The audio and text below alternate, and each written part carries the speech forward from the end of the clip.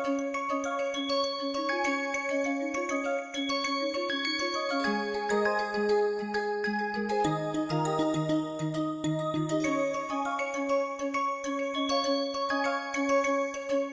everyone, I am Dr. Manish Tripathi.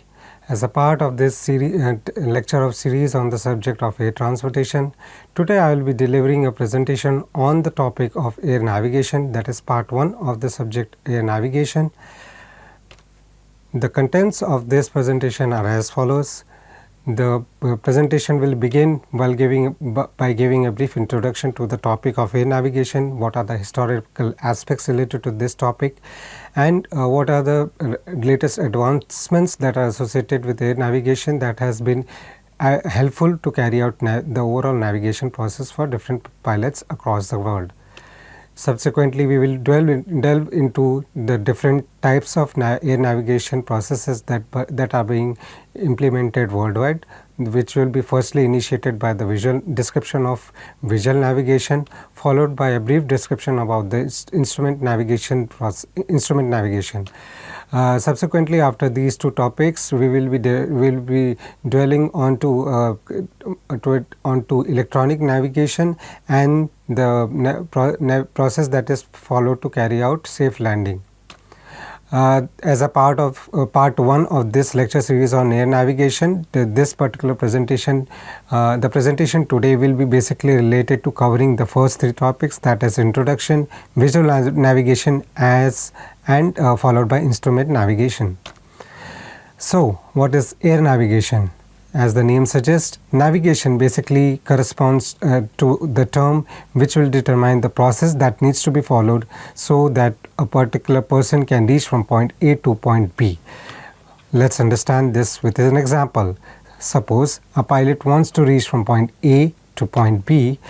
Based on different consideration, external consideration, aircraft operationability, as well as the airspace constraints, the pilot will determine the most optimal route between the point A and point B.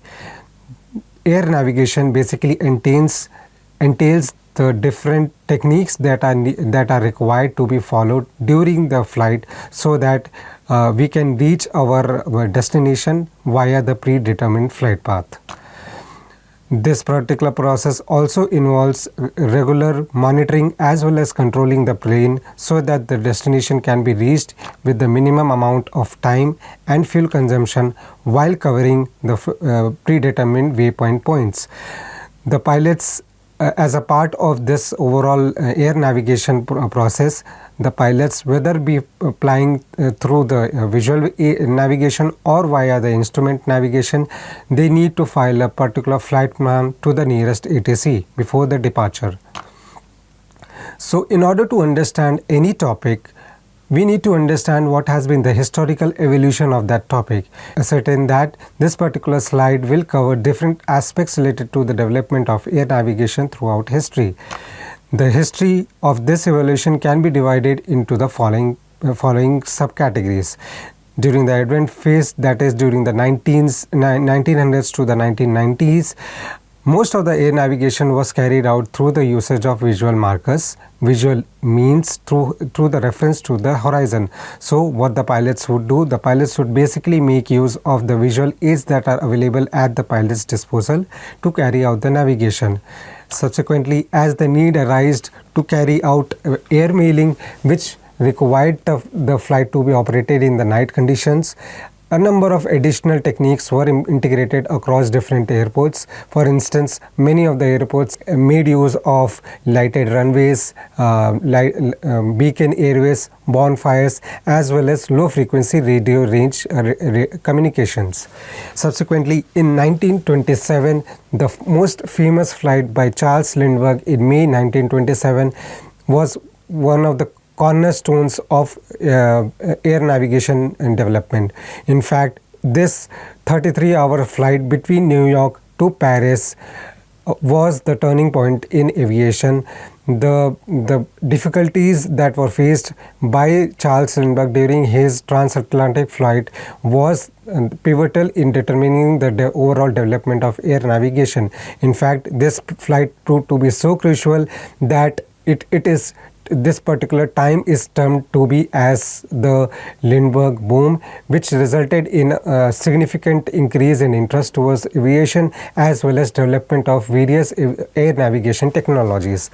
Based on the requirements that were there to increase the communication between improve the air navigation technologies and the air radio navigation technologies, many other techniques like the non-directional beacons and ADF, that is automatic direction finders, were integrated on the various aircrafts to carry out the navigation. Subsequently, the 1950s to 1960s era belonged to the evolution of VAR and DME as well as ILS technology, which were more advanced air navigation techniques to carry out more precise navigation.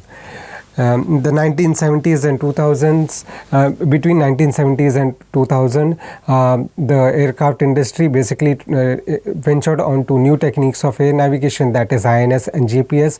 Through the integration of these sophisticated technologies, navigation was not just limited to the line of sight range. In fact, navigation could be carried out through transatlantic regions also because of these technologies. As the technology further evolves, the 21st century is poised to implement more automated ways of carrying out air navigation. So most of the operations associated with navigation, like communicating between the ATC or vice versa, and also checking the waypoints, checking the overall route, trueness of the route being followed by the flight, they will automatically be carried out by the onboard computers. After carrying out understanding what has been the historical evolution of air navigation, we need to understand what are the various factors that determine the air navigation planning. So air navigation, which entails the process of reaching from point A to B, is a process that needs to determine the most optimum route between A and B, so that minimum amount of fuel and time is consumed during the flight. This particular planning or the route that is being decided by the pilot is dependent on a number of external factors. Some of these include the planned route should conform with the laid down ICAO standards, ICAO rules, as well as the compliance with the latest ATC instructions related to that route. The route should be planned in such a way that the fuel consumption as well as the time is mitigated as much as possible. The route should be planned in such a way that a minimum safe distance is obtained with respect to the neighboring flights as well as the underlying airspace considerations. The airspace consideration, we will be discussing about this particular aspect in a later slide. So one of the most important parameters related to air navigation planning is what are the available facilities and the airways that are available to the pilot, so that flight planning is carried out in a more efficient manner.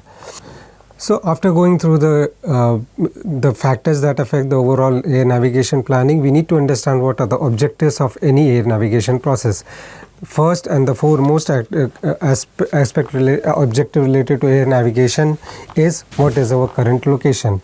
Based on determination of the current location, we need to understand what would be the nearest waypoint associated with our planned route, and what is the optimum route between the two waypoints, so that minimum fuel and time is consumed during this particular planned route. So in order to achieve these objectives, there are many other external considerations that we need to take, that the pilot need to consider while carrying out the flight planning. Some of these external factors include the presence of weather, that is whether the planned route has any hazardous weather associated with this. Based on presence of such hazardous conditions, weather conditions, the pilot needs to readjust their planned route. Second parameter related to this air navigation is the aircraft performance. So as we all know, with advancement of time and with the increase in cycle use, increase in operational cycle of any aircraft, their performance goes on reducing. So the planning needs to consider this factor also to carry out the planning. The airspace requirements, as we have covered, as the air transportation course covered during earlier lectures given by Professor Rajkumar Pant, there are many airspace constraints that are related to any air traffic management service. So while carrying out the air navigation planning, such considerations or constraints need to be taken into consideration. The terrain underlying the planned route also plays a very critical role in carrying out the overall flight planning. Last but not the least, the applicable rules that are associated with the planned course as well as the planned way of navigation also plays a critical role in carrying out the overall air navigation. So based on all these aspects and based on the aircraft performance, what are the applicable facilities and what are the instruments that are available to the pilot, there are two different types of rules by way of which the pilots operate their flight. These two rules are called the visual flight rules and the instrument flight rules. The visual flight rules, which is the most rudimentary form of air navigation, is purely based on visual flight navigation. So the pilot basically makes use of the visual references that are available to the pilot during the daylight and in weather conditions, and so basically the pilot makes use of the natural horizon that is available to the pilot, and the external visible outside reference is carried out during the flight to carry out the overall navigation. This type of navigation requires a number of key components to carry out an efficient navigation. These components are the overall flight planning. So as I mentioned to you earlier, all the air navigation requires filing of a particular flight plan to the nearest ATC before the commencement of the flight. Then the visual flight rule navigation basically makes use of aeronautical charts during the pre-flight as well as on in-flight scenarios to carry out the planning. The two methods that are used to carry out this particular navigation are called the pilotage and the dead reckoning. Details related to these two methods will be dwelled into in the later slides. So based on this, we can determine what are the different prerequisites of any VFR flight. So if you are planning to carry out any VFR flight, you need to have these three components with you always. First and the foremost, flight plan. This flight plan is designed or is designed by the pilot before the flight. The planning is overall dependent on the what is the fuel consumption requirement and what are the waypoints that the pilot will intersect during his flight. What the second component of the VFR flight are the aeronautical charts, and the third and the one of the most important prerequisite are the weather forecast. So as far as the flight plan is concerned, in order to understand this, I will put forth towards you a particular example of a flight plan. In this flight plan, as you can see, this flight has been planned between so this flight is supposed to happen between Bangalore to Mumbai, and the overall flight plan includes details related to what are the waypoints that the flight will follow, will intersect during the flight, and minute details related to what are the related to the aircraft, what would be the true airspeed and the ground speed, what are the flight levels that the plane will follow during the course, and what are the external wind conditions associated with the planned flight. Subsequent to this, the flight plan further includes details related to what are the fuel consumption that the plane would incur during the different courses of flight. So the flight plan overall plays a very critical role in carrying out any visual flight route navigation. After carrying out the flight plan, filing the flight plan, The pilots need to make use of aeronautical charts to carry out navigation. These aeronautical charts are basically specialized maps that are used by pilots to carry out navigation.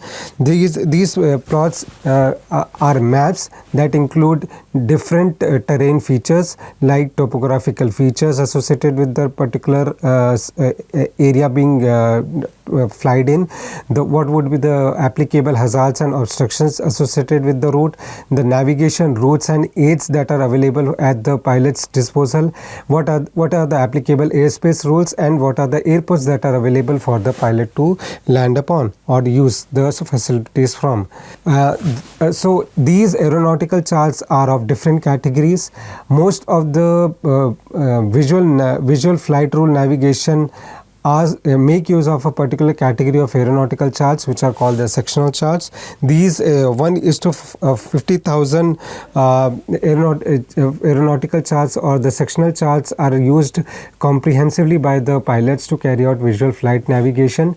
Let's understand what are the different components of any aeronautical charts. For instance, in this particular chart, you can see the circled part is basically a runway runway. This is accompanied by the description related to this airport.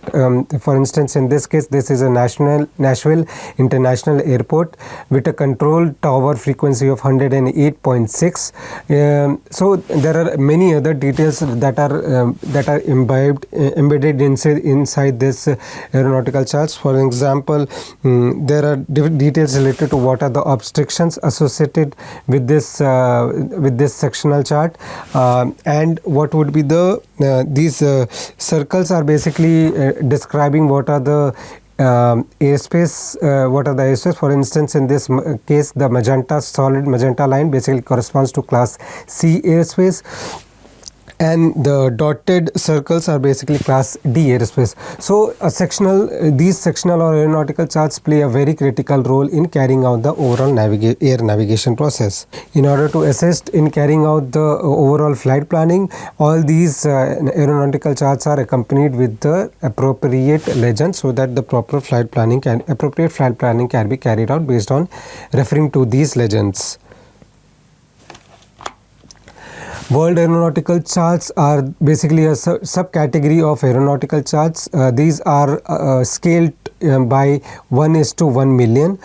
Because of the increased scaling, most of the features related to the control towers and minute obstructions are hidden. However, these charts had been used previously for long distance flights by different flight applications.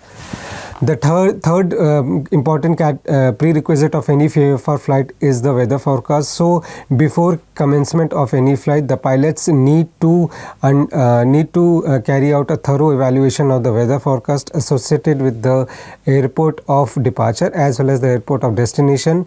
Also carrying out understanding the weather forecast associated with the planned routes, so that on-course planning can also be carried out. For instance, in this image is basically related to an anemometer.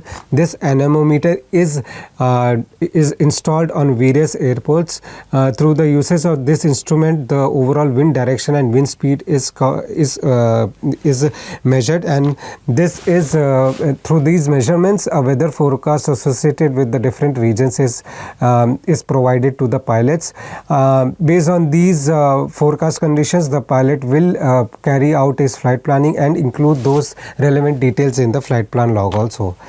So what are the two methods of visual navigation? So we want to reach from point A to point B. We can carry out visual navigation through the usage of two methods while covering the different waypoints.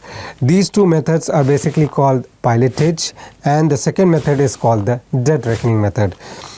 What is pilotage? Pilotage is basically the most basic form of visual navigation, which makes use of visual aids and markers as well along with the aeronautical chart to carry out the navigation. How does this work? Let's understand this with an example. Suppose a pilot wants to reach from point A to point B. He will select two different towns annotated as waypoint 1 and waypoint 2. So when he selects these waypoints, he wants to have a particular obvious visual reference which the pilot can follow during his flight, and he can ultimately reach his destination. So based on these waypoints, he will plan his route and also follow these waypoints to carry out this navigation. Despite carrying out the planning, regular adjustments are required to be carried out during the flight, so as to mitigate the deviations that arise because of the external environmental conditions. The external conditions that basically are related to these deviations arise due to the presence of crosswind conditions. So the inclusion of crosswind condition and the applicable corrections that are required to carry out the air navigation plays a very critical part of the overall pilotage process. So in case of the presence of any wind conditions, the pilot needs to adjust his heading according to the external wind condition so that the true course can be efficiently followed. For example, in this particular case, the wind is coming from the left, so the pilot needs to adjust his heading towards the right so that the overall deviation towards the left can be mitigated and the true course can be followed by the plane. The second method of visual navigation is called the dead reckoning method. So how this differs from pilotage? It differs from pilotage in the sense that it along with heading calculated by by compass and speed determined by the airspeed indicator, this process brings into picture the time aspect also. So the pilots majorly make use of a combination of pilotage as well as dead reckoning to carry out their navigation. This particular method is subsequently carried out to calculate the overall deviation that the flight has incurred during the flight how this is done. For example, if the pilot has planned to follow a particular course from point A to point B, he determined his location at a point at 10:00 hours. After 10 minutes, that is at 10 hours, he determines that the position has changed to a particular reference point which he has logged. After 10 minutes, then after 10 minutes he will again determine what is his current location. So based on time, speed and heading and the usage of proper trigonometry, he can calculate what with the applicable heading that the pilot needs to adjust his plane to, so that the true course can be intersected. So this is the overall process of dead reckoning, wherein time also comes into picture. One of the most important aspects related to dead reckoning is the wind triangle. What is this wind triangle? Wind triangle is a mathematical tool that is used comprehensively by pilots to carry out different aspects related to a flight. For instance, through the usage of wind triangle, wind correction angle can be determined so that the overall heading that the pilot needs to follow can be determined. The wind triangle can also be used to calculate the drift. So for example, during a flight, the pilot determines that the plane has drifted away from its planned course. Through the usage of this wind triangle, the overall overall drift of the particular plane can be determined. Based on this wind triangle, the overall ground speed as well as the heading to maintain the true course can be obtained, and based on these calculations, the overall time that the pilot would incur to reach the destination can also be obtained. So in order to understand this wind triangle, there are two different methods that I have presented in this presentation. Method A, in method A, for example, we know the airspeed that the airplane, the flight will follow, and what is the true course that the plane needs to follow to reach its next waypoint. For instance, in this case, the length of this line is not yet determined. Then we all, based on our weather forecast, we know what is the applicable wind conditions. For instance, in this case, a wind from left side is coming at a speed of 20 knots from a direction of 30 degree. The length of this particular line will be based on the scaling of the speed. So for example, in this case, every knot will correspond to 1 millimeter. So this particular line, blue line, is a 20 millimeter line corresponding to a wind speed of 20 knots. So from the head of this wind direction, a line will be drawn intersecting the true course line in such a way that the length of red line would correspond to an airspeed of 110 knots. So based on this calculation, we can determine what is the wind correction angle that will be required to follow the particular true course. So then the other method, that is method B. In this method, we firstly draw a line of 100 corresponding to 110 knots related to a true course of 90 degree. Suppose we know a wind speed of 20 knots coming from port direction from a direction of 30 degree. The line that joins from the head of the true course line to the wind direction will be ultimately useful to carry out the overall drift. So both these methods can be used on the different conditions that are prevailing.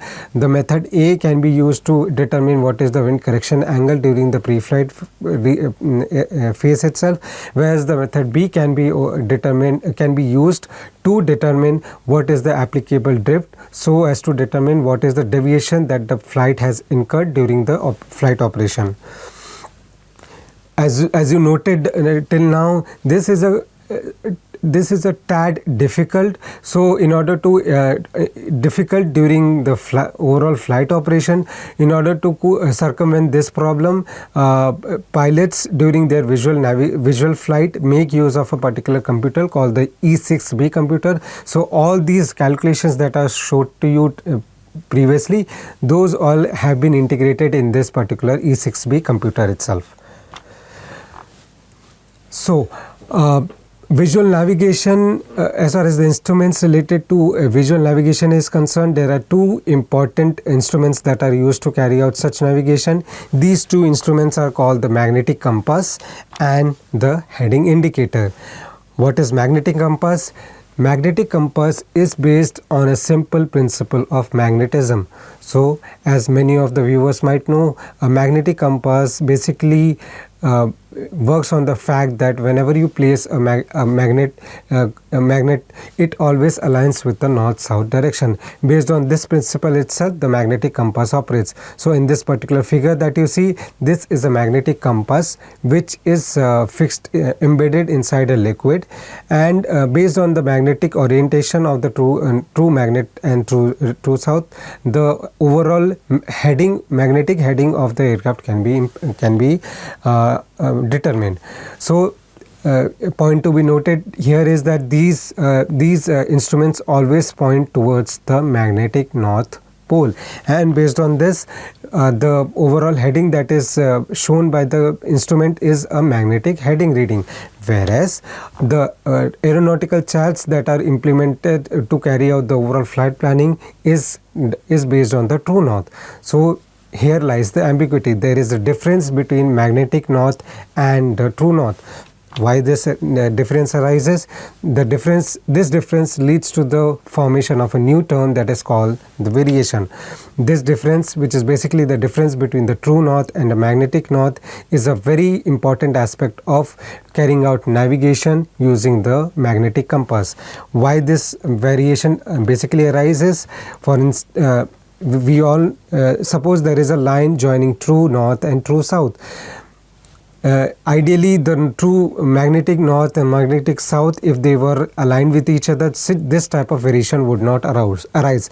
But the magnetic meridian that the line or this great circle that passes through the magnetic north and this magnetic south is not aligned with this true meridian. So for instance, the magnetic north is located somewhere in the northern Canadian region, and so because of this difference, the difference between this true north and true south line with respect to the magnetic north magnetic south line is called the variation angle. Now this variation angle depends on aircraft's current location and time. So if you're thinking that magnetic variation would be overall same at all different locations, it is not the case. It varies from location to location and as well as from time to time. So in order to determine this, the pilots make use of the azygonic line charts. So as you can see in this figure, this is a brief representation of the variation at different locations of our Earth, and the lines joining similar variation are called the isogonic lines. The lines which join variation of corresponding to 0 are called the agonic lines. So these charts are basically used by the aviators or the pilots to determine the overall variation angle. The other variation disparity related to magnetic compass readings are called the deviation. So why these deviations arise? These deviations arise because of the interference of external electromagnetic fields with the compass operation. In order to determine this value during the flight designing itself, cockpit designing itself, the engineers determine what are the applicable deviations that arise because of the presence of these electromagnetic fields, and these are presented to the pilots in the form of a magnetic deviation card. During the calculation process, the pilots refer to these deviation cards to carry out the overall calculation, so that the actual compass heading that the pilot needs to follow is determined accurately. So based on these corrections that are required to the compass heading, the pilots firstly make use of, as we determine, the pilots make use of magnetic compass while navigating, and in order to carry out this navigation in an appropriate and efficient manner, the pilots need to implement these variation and deviation angle into the overall calculations. And based on these calculations, the pilot will follow the overall compass heading, which is the actual heading that the pilots need to follow, so that the planned course can be followed. So let's understand this with an example. Suppose a pilot has determined a particular course that he needs to follow to reach a particular waypoint. This true course is based on the true north. This is called the true course. This true course based on the external wind conditions, and while implementing the wind triangle, the pilot can determine what would be the applicable wind correction angle, and integrating this wind correction angle, the pilot can determine what is the true heading that the pilot needs to follow. Now this true heading includes deviations arising due to the different magnetic compass readings. Firstly, the variation angle has to be integrated. Based on this correction, the overall magnetic heading can be determined. After carrying out addition and subtraction associated with the deviation, the overall course heading can be determined, and this is the final course heading that the pilots will refer to in during his flight to carry out the particular navigation. So apart from the variation and deviation angles that the pilot needs to consider while carrying out navigation using the magnetic compass, there are some other errors also associated with this type of navigation. Some of these errors arise because of the presence of acceleration. So this type of error basically arises when the plane is flying in a east-west heading. So whenever an aircraft accelerates, the compass will point in a more on a northerly direction, whereas if the plane deaccelerates, it will point in a more southerly direction. In order to memorize this, there is a particular acronym that pilots use, that is the ANST, to determine the overall error associated with acceleration. The other errors, apart from acceleration, there are also errors associated with the turning. So these type of errors occur when the plane is flying in a north-south heading. So if a plane tries to turn while carrying out a northern heading, the compass will show a slow rate of turn, whereas when a plane tries to turn while flying in a southern direction, the compass will show a more exaggerated form of rate of turn. So in order to memorize this, the associated acronym is NOS. So apart from the acceleration and turning errors, there are many others errors associated with the presence of electromagnetic fields, or the errors associated with presence of magnetized object that can create local magnetic fields and thus create errors in the overall compass heading readings. So as I pointed out, there are many errors that are associated with magnetic compass heading readings, and there are many calculations that need to be integrated while carrying out the overall flight planning. So in order to reduce these problems, pilots started making use of another instrument to carry out visual navigation. This instrument was called the heading indicator. This heading indicator is basically also called the directional gyro, and is used to determine the overall aircraft direction to aid the pilot in carrying out the air navigation. From a procedural point of view, the pilots before the commencement of the flight, the heading indicator needs to be calibrated so that the heading indicator will be showing the accurate heading value.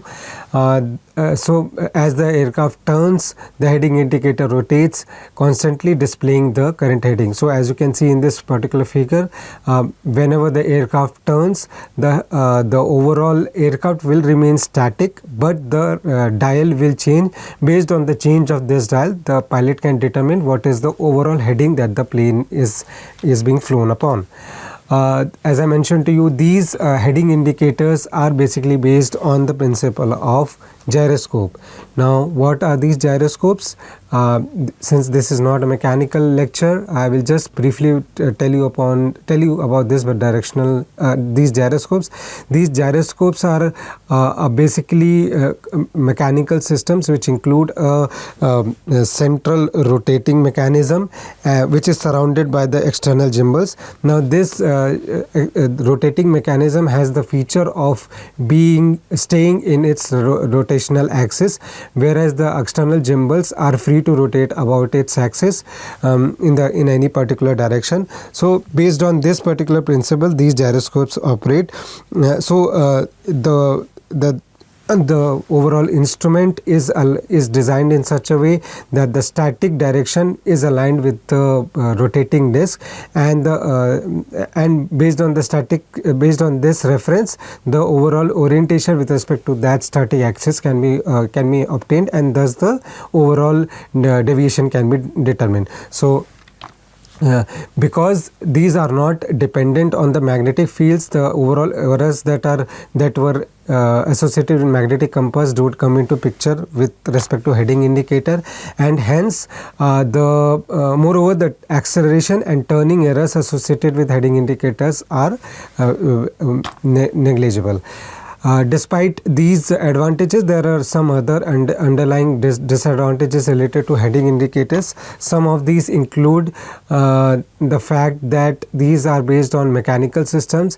They are always prone to internal bearing.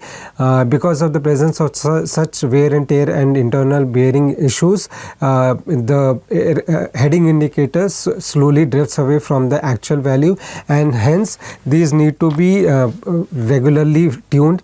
The second error associated with these instruments are the presence of precession. So as you can see in this, just like a top, as the time progresses, these gyros tend to precess to in a particular direction, and hence these require regular fine tuning so that the indicated heading is accurate. So what is the overall VFR process? First, based on our flight planning, we determine the true course. Now this true course is based on minimizing the fuel as well as the time constraints. Subsequently, based on this true course, we log this in our aeronautical chart. Now this aeronautical chart will be available to the pilots during the flight phase also, to carry out the reference process. Based on this true course and the overall applicable variation and deviation, the overall true heading that the plane needs to follow will be determined, and after carrying out this planning, in-flight corrections are also required based on pilotage and dead reckoning, so that the planned course can be followed in a more efficient manner. Despite carrying out all the planning in an efficient manner while including corrections associated with the magnetic compass, deviation, variation as well as wind correction angle, there are many drawbacks associated with visual flight navigation. So the most prominent drawback associated with visual navigation are the drawbacks that the pilots the difficulties that the pilots will face while carrying out visual navigation when the plane flies in night conditions or bad weather conditions, or while carrying out flight operations in a sparsely operated regions. All these flight conditions would make it impossible to refer to any visual aid, or also refer to the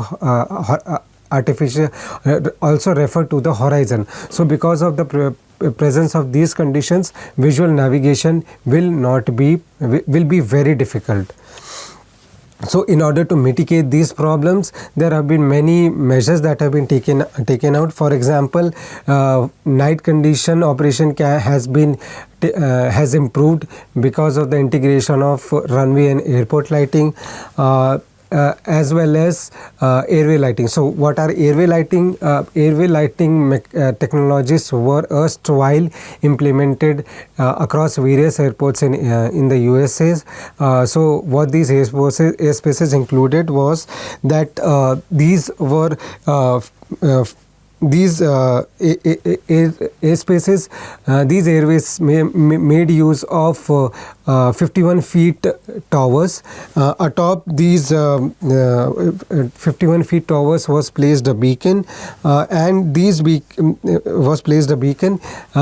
beacons were coded in a way so that which would be through the reference of which the pilot could determine what is the type of airport or the waypoint, and also whether the plane is going towards or away from the waypoint. So these are some of the measures that were implemented erstwhile by airports all across the globe, especially across USA, to mitigate problems associated with night flight operations.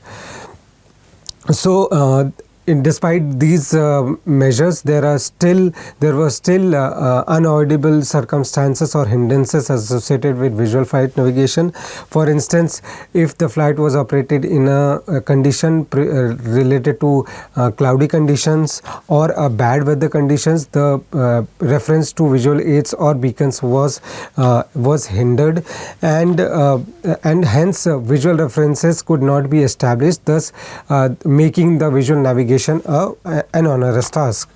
So in order to circumvent this problem, the pilots started venturing onto a different mode of navigation, and this type of navigation was called the instrument flight rule navigation, or famously acronymed as IFR navigation.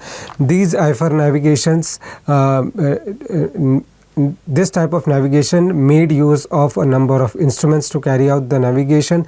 So as the aircraft design and instrumentation technology evolved, the pilots were able to make use of just the control. Pilots were able to control their flight and carry out the navigation just through the reference of their cockpit navigation.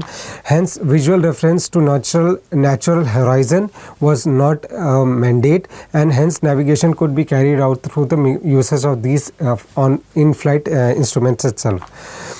So these the most notable feature related to these instruments was that these were based on gyroscopic principles, which made the pilots made it possible for the pilots to control their aircraft without reference to the natural horizon. So the most notable instruments that have been used worldwide to carry out such navigation are called the six-pack instruments, as you can see in this particular figure.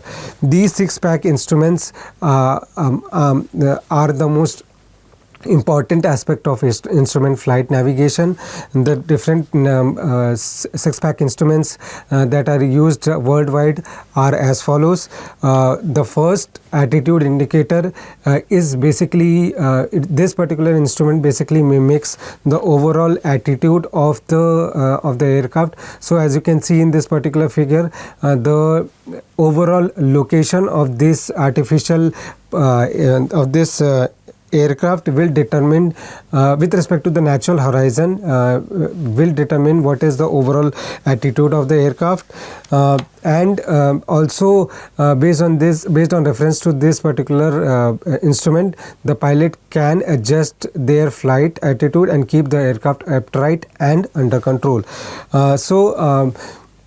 Based on reference to this particular instrument, the pilot can determine whether their aircraft is banked or in a pitch motion, whether it's pitching up or pitching down. So for example, in this particular figure, the aircraft is oriented in a pitch up direction. In this orientation, the aircraft is oriented in a left bank condition, whereas in this it is oriented in a bank right orientation. So through this instrumentation, the pilots can very easily determine what is the overall attitude of the flight. Then the other six-pack instrument is called the heading indicator. As I already mentioned to you, this gyroscope principle based instrument is a very efficient way of determining what is the overall direction of motion of the aircraft. The third instrument, that is the turn and bank indicator. Now this instrument is basically used to determine what is the direction and rate of turn of the overall aircraft. For example, in this particular figure of yours, the pilot can determine that the plane is banked in a right turn direction. In this particular figure, the plane is oriented in a left bank direction, whereas in this through the deviation of the ball that you can see in this particular image, the pilot can determine whether the plane is in a skid motion or not. The fourth and one of the most important parameter instrument related to instrument flight navigation is the altimeter. So the altimeter basically based on the principle of static pressure evaluation determines what is the height of the aircraft with respect to mean sea level in feet. There are three different dials associated with this, that is corresponding to 100 feet, 10,000 feet as well as 1,000 feet pointers. Now these altimeters have to be adjusted throughout the flight based on the prevailing flight conditions, and hence is a very important aspect related to instrument flight navigation. The fifth six-pack instrument is called the airspeed indicator. Now this instrument is used to determine the overall speed, airspeed of the aircraft. Now why airspeed is important? Airspeed will determine what is the overall fuel consumption and the time consumption associated with your flight. Moreover, determination of the airspeed also determines what is the speed, whether your plane is flying in a speed that is in an operational range or a critical range. So airspeed indicators entail a number of visual indicators to determine. For example, the green part of this airspeed indicator determines that the flight is being operated in a safe region. The yellow is a caution speed region, and the red marker determines that the speed has exceeded the maximum safe operation. So airspeed indicator also plays a very critical role in carrying out the air navigation. The last important six-pack instrument is called the vertical speed indicator. So based on the principle of determining the difference between static pressure at different altitudes, this particular instrument determines what is the overall rate of descent or ascent of the aircraft.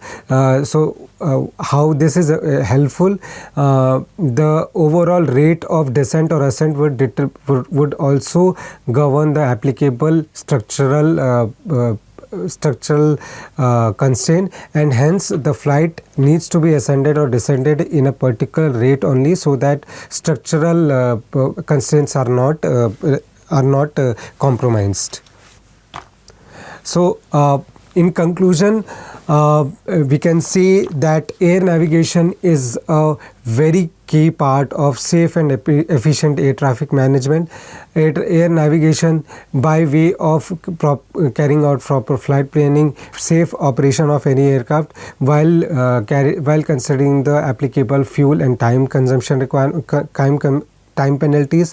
Navigation can be carried out in two ways, that is instrument flight rules and through visual flight rules. VFR is the most rudimentary method of air navigation, which makes use of magnetic compass to carry out the VFR navigation. VFR also makes use of two important methods, that is pilotage and dead reckoning, to carry out on-course flight planning. The second method, that is instrument flight rules, make use of the six-pack flight instruments to carry out the navigation. Now when I say six-pack instruments, these are not the only instruments that are used, but they are the most important aspect related to any IFR based air navigation.